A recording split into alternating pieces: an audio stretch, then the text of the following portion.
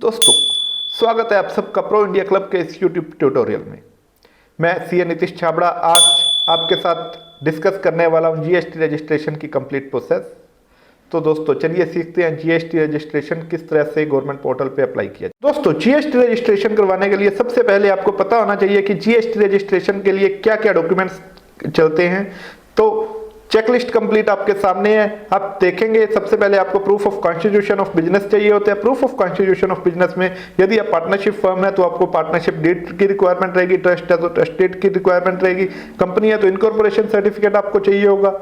In case आप कोई और इस्टेब्लिशमेंट है तो आपके पास उसका जो है इस्टेब्लिशमेंट का प्रूफ होना चाहिए। इन केस आप प्रोप्राइटरशिप है तो आपको किसी भी प्रूफ ऑफ कॉन्स्टिट्यूशन की जरूरत नहीं पड़ेगी। इसमें आपका पैन कार्ड की ही रिक्वायरमेंट रहेगी। आपका पैन कार्ड जो है आपका जो है वो आपका प्रूफ ऑफ बिजनेस के तौर पे जाना जाएगा। आपको फोटो चाहिए स्टेक होल्डर का, जितने भी स्टेक होल्डर है, चाहे वो पार्टनर्स है चाहे वो डायरेक्टर्स है, सबके फोटोग्राफ चाहिए। आपको ऑथराइज्ड साइनेटरी का एक फोटोग्राफ चाहिए। अगर आपका कोई ऑथराइज्ड साइनेटरी है तो आपको उसके फेवर में जो है लेटर ऑफ ऑथराइजेशन या फिर कॉपी ऑफ बोर्ड रेजोल्यूशन चाहिए होगा। Proof of principal place of business आपको चाहिए होंगे। जितने भी आपको प्रिंसिपल प्लेस आपका है उसके लिए, यदि आपका रेंटेड है तो रेंटेड आपको रिक्वायरमेंट रहेगी। यदि आपकी लीज पे है, लीजेड आपको रिक्वायरमेंट रहेगी। यदि आपका ओन जो प्रीमाइसिस है तो उसमें आपके पास इलेक्ट्रिसिटी बिल होगा, या फिर आपके पास म्युनिसिपल खाता कॉपी होगी, या फिर किसी तरह की आपके पास प्रॉपर्टी टैक्स रिसीट होगी, या आपके पास सेल डीड होने वाली है। इस तरह से आपके पास जो भी डॉक्यूमेंट है वो आपको रिक्वायर्ड रहेंगे। उसके बाद यदि आप कोई एडिशनल प्लेस ऑफ बिजनेस को रजिस्टर करना चाह रहे हैं तो आपको वो रजिस्ट्रेशन के लिए आपको डॉक्यूमेंट चाहिए होंगे एडिशनल प्लेस के भी। इसके बाद में आपको सपोर्टिंग डॉक्यूमेंट अगर कोई डिमांड होती है वो सारे चाहिए होंगे। इसके साथ ही साथ आपको फर्म का पैन कार्ड जरूर चाहिए होगा। बिना पैन कार्ड के आप जो है जीएसटी अप्लाई नहीं कर सकते हैं। पैन कार्ड नंबर आपको चाहिए होता है। जितने भी आपके पार्टनर्स हैं उनके जो है पैन कार्ड नंबर आपको चाहिए होते हैं, क्योंकि वो आपको वहाँ पे फिल करने होते हैं। तो ये सारे डॉक्यूमेंट्स अगर आपके पास अवेलेबल हैं तो आप जीएसटी नंबर को अप्लाई करने के लिए एलिजिबल है। तो दोस्तों चलिए जानते हैं जीएसटी को अप्लाई करने की प्रोसेस किस तरह से है। चलिए सीखते हैं जीएसटी अप्लाई करने की कंप्लीट प्रोसेस। दोस्तों, जीएसटी को अप्लाई करने के लिए सबसे पहले अपने कंप्यूटर के ब्राउजर में जाना है और ब्राउजर में एक वेबसाइट को एंटर करना है www.gst.gov.in। जैसे ही आप इस वेबसाइट को अपने ब्राउजर में एंटर करेंगे तो इस तरह से आपके पास जीएसटी की वेबसाइट ओपन होकर आ जाएगी। आप इस वेबसाइट में देखेंगे तो आप होम के साथ सर्विसेज टैब के ऊपर क्लिक करेंगे। जैसे ही आप सर्विसेज टैब के ऊपर क्लिक करने वाले हैं आपके सामने कई सारे ऑप्शन आएंगे। आप इन ऑप्शन में से एक ऑप्शन को सिलेक्ट करेंगे जहां पे आपको दिखेगा कि न्यू रजिस्ट्रेशन दिया गया है। आप न्यू रजिस्ट्रेशन के ऊपर जैसे ही क्लिक करेंगे आपके पास इस तरह से एक फॉर्म ओपन हो जाएगा। इसमें से आपने सिलेक्शन करना है न्यू रजिस्ट्रेशन का, और उसके बाद में आपको सारी चीज़ें जो फिल करनी है, जो आपके पास नीचे ऑप्शंस प्रोवाइड किए गए हैं उनको फिल करना है। सबसे पहले आपको दिखाया गया IMA, तो यहाँ पे आपको अपनी कैटेगरी सिलेक्ट करनी है। आपको कैटेगरी में जाके सिलेक्ट क्या करना है, आइए चेक करते हैं। आप सिलेक्ट करेंगे कैटेगरी क्या है आपकी कैटेगरी है टैक्स पेयर, तो आप टैक्स पेयर को सिलेक्ट करेंगे। उसके बाद में आप नीचे की सारी डिटेल को फाइल करेंगे। उसके बाद में आप जो है पैन कार्ड नंबर डालेंगे, ईमेल एड्रेस और मोबाइल नंबर जरूर डालेंगे। उसके बाद आप जब सारी इन्फॉर्मेशन डाल लेंगे तो आप प्रोसीड के ऊपर क्लिक कर देंगे। आप जैसे ही प्रोसीड के ऊपर क्लिक करेंगे तो प्रोसीड पे क्लिक करने के बाद आपके पास इस तरह से OTP डालने का ऑप्शन आएगा और आपके मोबाइल और आपके ईमेल पे OTP रिसीव होंगे। आप अपने मेल का OTP और मोबाइल का OTP यहाँ पे प्रोवाइड करवाएंगे और प्रोसीड के ऊपर फिर से क्लिक कर देंगे। आप जैसे ही प्रोसीड के ऊपर क्लिक करेंगे आपकी one step of GST application जो है कंप्लीट हो जाएगी और आपके पास एक TRN नंबर आ जाएगा। यह TRN नंबर आपके आगे के जीएसटी प्रोसेस के लिए आपके लिए अहम भूमिका निभाने वाला है। ये TRN नंबर बहुत इंपॉर्टेंट नंबर है। ये 15 दिन तक आपके वैलिड रहता है। इस TRN नंबर जनरेट होने के बाद आप 15 डेज में आपकी बैलेंस जो आपकी जो प्रोसेस होती है उसको कंप्लीट करते हैं। इसी के साथ आपका पार्ट ए जो है जीएसटी रजिस्ट्रेशन का वो कंप्लीट हो जाता है। इसके बाद में आपको जो है part B of the application file करना होता है। तो चलिए सीखते हैं पार्ट बी किस तरह से अप्लाई करना है। दोस्तों, पार्ट बी अप्लाई करने के लिए जैसे ही आपके पास TRN नंबर जनरेट होने वाला है, आप TRN नंबर को कॉपी कर लीजिए और यहाँ से आप प्रोसीड पे क्लिक करेंगे। प्रोसीड पे जैसे ही आप क्लिक करेंगे, प्रोसीड में क्लिक करने के बाद आपने देखा कि न्यू रजिस्ट्रेशन की जगह सर्विसेज में जब आप जाते हैं तो TRN नंबर में अब आपने क्लिक किया हुआ है और यहाँ TRN नंबर आपको अप्लाई करवाना पड़ेगा। TRN नंबर अप्लाई करवाने के बाद आपको कैप्चा एंटर करना है और प्रोसीड के ऊपर क्लिक कर देना है। आप जैसे ही प्रोसीड के ऊपर क्लिक करेंगे तो आपके पास मोबाइल नंबर या ईमेल ओटीपी डालने का ऑप्शन आएगा। आप दोनों में से कोई भी ओटीपी यहाँ पे प्रोवाइड करा के प्रोसीड के ऊपर फिर से क्लिक करेंगे। जैसे ही आप प्रोसीड के ऊपर क्लिक करेंगे तो एक saved application, draft saved application आपके सामने आ जाती है, जिसके ऊपर एक्सपायरी डेट और उसका स्टेटस भी आ रहा है। स्टेटस में अभी ड्राफ्ट आपको शो हो रहा होगा। तो आप एक्शन के ऊपर जाएंगे, एक्शन के ऊपर जाकर आप क्लिक करेंगे।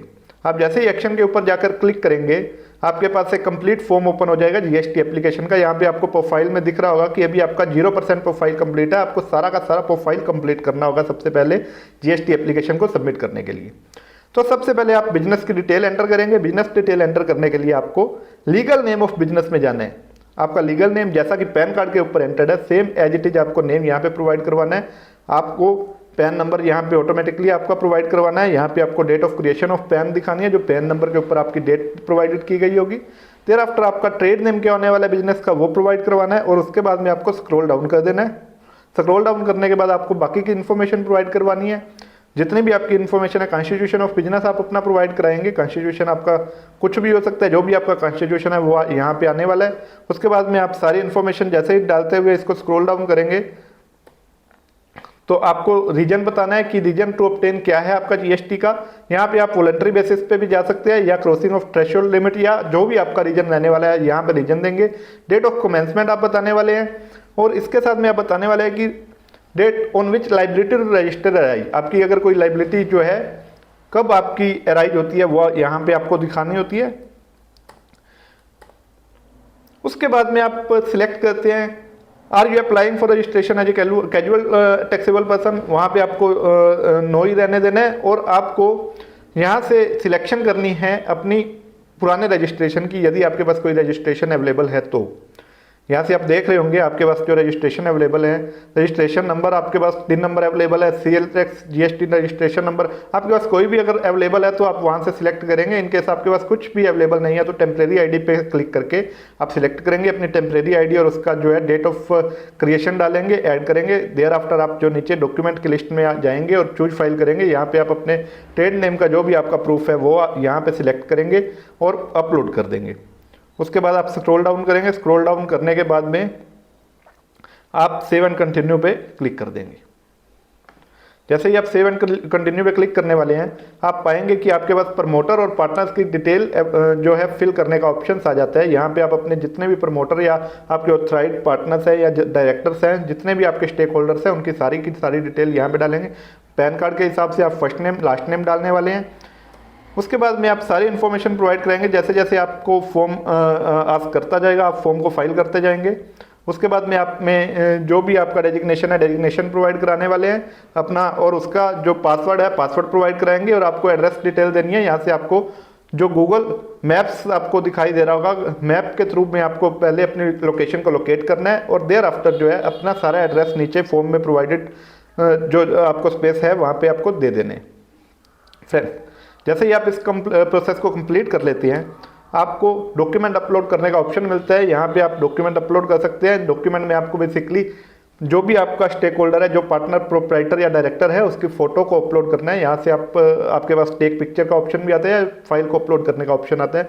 आप यहाँ अदर इन्फॉर्मेशन में बता सकते हैं। यदि आपका यही पार्टनर या स्टेक होल्डर ऑथराइज्ड सिग्नेटरी भी है तो यहाँ येस कर देंगे, अदरवाइज नो रहने देंगे और सेव एंड कंटिन्यू के ऊपर क्लिक कर देंगे। आप इसी तरह से आप दूसरे पार्टनर्स की भी सारी डिटेल यहाँ पे ऐड कर सकते हैं प्रोसेस करने के बाद। और उसके बाद में आपको ऑथराइज्ड साइनेटरी की डिटेल डालनी होती है। यदि आपने पहले साइनेटरी के ऊपर क्लिक किया हुआ है पिछले स्टेक होल्डर्स में तो आपको ये फिल करने की ज़रूरत नहीं होगी, यहाँ पे ऑटो फिल होगा। अगर आपने कुछ भी फिल नहीं किया तो यहाँ पे आपको डिटेल फिल करनी पड़ेगी। और यहाँ पे आपको चेकबॉक्स प्रोवाइड होता है, ये वेदर प्राइमरी ऑथराइज्ड साइनेटरी, तो आप यस कर देंगे, इसके ऊपर क्लिक कर देंगे प्राइमरी ऑथराइज्ड साइनेटरी के ऊपर। उसके बाद आप कंप्लीट फॉर्म को फिल करेंगे। ऑथराइज्ड रिप्रेजेंटेटिव आपको प्रोवाइड कराना है। यदि आपका कोई ऑथराइज्ड रिप्रेजेंटेटिव है तो आप यहाँ से चेकबॉक्स को ओके करेंगे, अदरवाइज इसको इसी तरह से जो है रहने देंगे, ब्लैंक रहने देंगे और सेव एंड कंटिन्यू के ऊपर क्लिक कर देंगे। इस तरह से आपको प्रिंसिपल प्लेस ऑफ बिजनेस पे जाना है। प्रिंसिपल प्लेस ऑफ बिजनेस पे जाने के बाद आपको अपना कंप्लीट जो है लोकेट करना है। आपका जो बिजनेस का एड्रेस है यहाँ पे आपको मैप के ऊपर लोकेट करना है। उसके बाद में आपको सारी की सारी डिटेल डालनी है, आपका एड्रेस डालना है। उसके बाद में आपको सिलेक्ट करना है कि आपका कमिश्नरेट की रेंज कौन सी होने वाली है, आपका सेंट्रल कमिश्नरेट कौन सा होगा, स्टेट कमिश्नरेट कौन सा होगा। आपको सारी की सारी इन्फॉर्मेशन प्रोवाइड करवानी है। उसके बाद में आप जो है यहाँ से सिलेक्ट करेंगे कि आपकी बिजनेस कैटेगरी क्या है, आप मैन्युफैक्चरर हैं, आप आपका क्या काम है, बेसिकली इसमें ये डाला जाता है। आप जिस तरह से ये इन्फॉर्मेशन प्रोवाइड करा देंगे उसके बाद सेव एंड कंटिन्यू के ऊपर तो फिर से आप क्लिक कर देंगे और आपको बताना होगा कि आपका जो प्रिंसिपल प्लेस है आप चेक करेंगे आपका वो किस तरह से है, ये whether it is consent on least, किस तरह के जो है आपका प्रिंसिपल प्लेस है। तो आप सिलेक्ट करेंगे ऑप्शन में, उसके बाद में आप document proof of principle of business में जाके आप डॉक्यूमेंट को सिलेक्ट करने वाले हैं कि आप क्या लगाने वाले हैं। ये सारे डॉक्यूमेंट सिलेक्ट करके आप उनको अपलोड करेंगे। अपलोड करने के बाद में आप सेव एंड कंटिन्यू पे चले जाएंगे।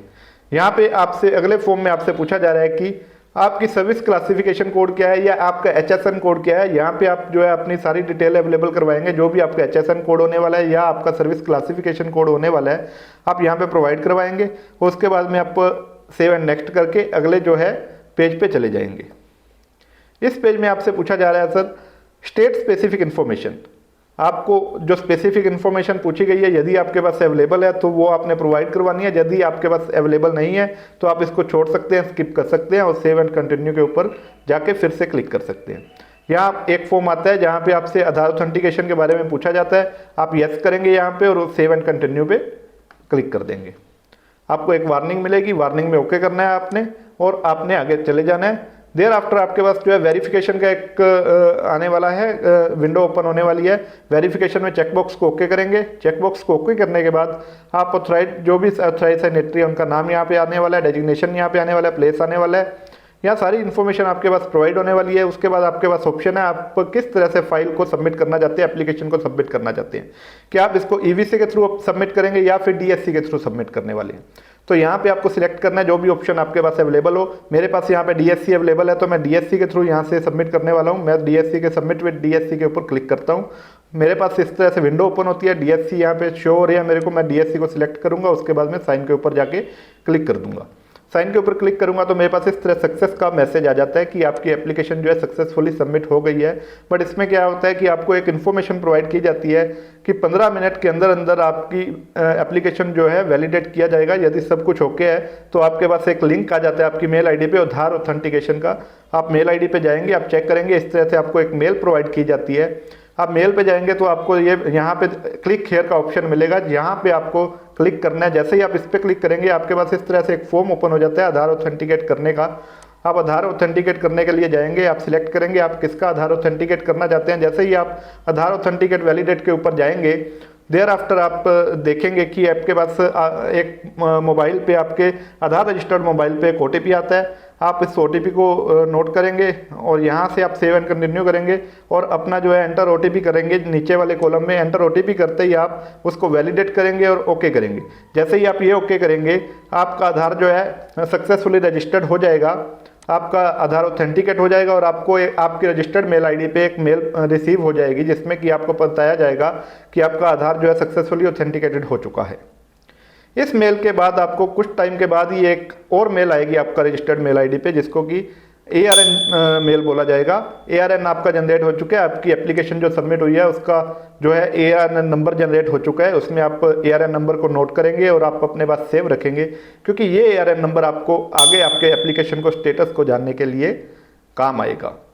यदि आप इसके बाद अपने स्टेटस को जानना चाहते हैं तो आप अपनी GST की वेबसाइट में सर्विसेज में जाके वापस से ट्रैक एप्लीकेशन में जाके अपने ARN नंबर को यहाँ पे सबमिट करेंगे और आप चेक कर सकते हैं आपकी एप्लीकेशन किस प्रोसेस पे है।